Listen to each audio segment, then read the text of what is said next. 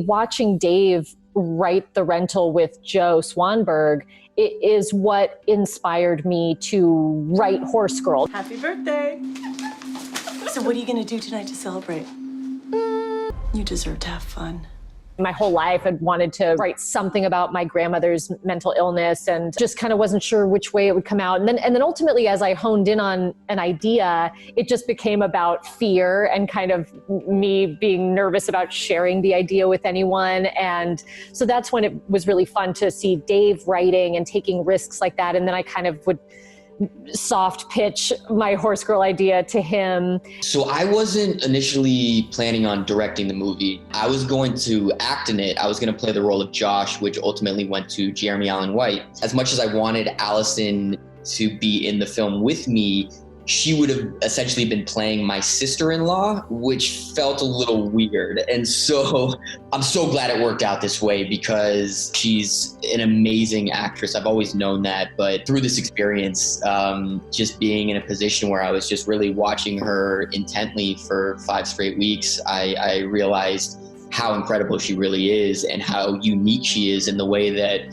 she's able to balance moments of heavy drama with these moments of levity, sometimes within the space of a single scene. Just go do what you need to do so we can get out of here.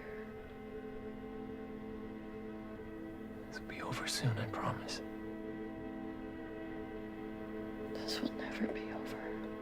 You know, as a first-time director, there were moments where I would inevitably get in my head and start to doubt myself in certain ways. And she was there, you know, at the end of every day just to build me up in the right ways and remind me that we were doing good work. And so I honestly don't think I could have done this without her. Right before The Rental, I directed an episode of Glow. So I had sort of just done my directorial debut on the TV side and sort of, you know, through that experience was exposed already to just how much is on a director's plate and a different way of working with the crew and really thinking big picture and kind of just, you know, this different way of working. But I think having just worked as a director, now wanting to support him as a director, I was like, oh my God, I kind of have some sense of the scope of what he's taking on, except it's even more because it's a full feature and he wrote it and the stakes feel very high and there are so many moving parts. And yet, even being so meticulous and knowing exactly how he wanted everything, he still left room for collaboration. He and I both, I think, through our experiences directing,